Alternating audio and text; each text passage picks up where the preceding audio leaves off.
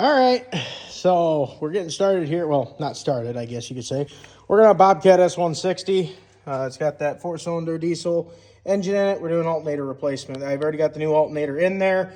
Obviously, it's not installed. I can walk you through the steps. I mean, obviously, you don't take this with a grain of salt. Do it however you'd like to do it.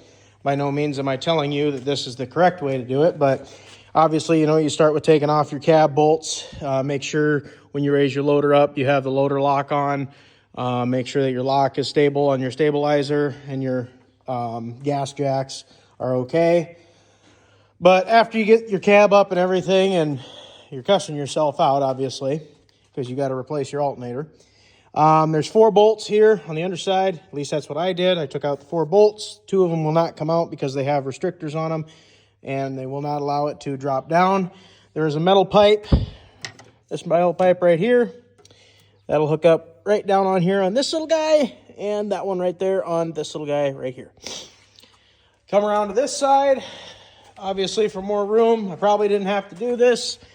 Doesn't look like I did, but I took this one off thinking, I was going to get this fan assembly out of here, but it did not happen that way. Yes, this hose should not leak a lot of fluid out. It should sound like slightly a vacuum. I have to get that cleaned out of there, dang it. But that one's going to leak just a little bit of fluid.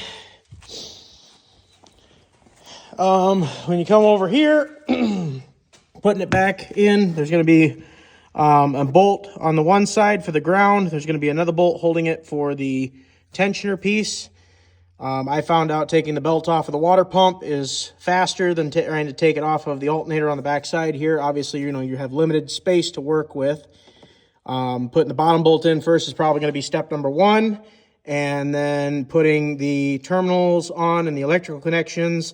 After all that, put the top bolt in, tighten everything down. Make sure you have tension on the belt. But just walk around here real quick. Obviously, you could take all this stuff off, kind of try to fight it. But I felt it was just going to be easier trying to play with the cab, underneath the cab. So if this helps anybody out, I hope it does. Obviously, kind of like I said, take it with a grain of salt. You don't got a lot of room to work with. I don't know why they couldn't put the water pump in the middle and the alternator on the other side, but I guess it's Bobcat for you. So just let me know if this video helped you out at all, or if you have any questions, you can throw them down in the comments below.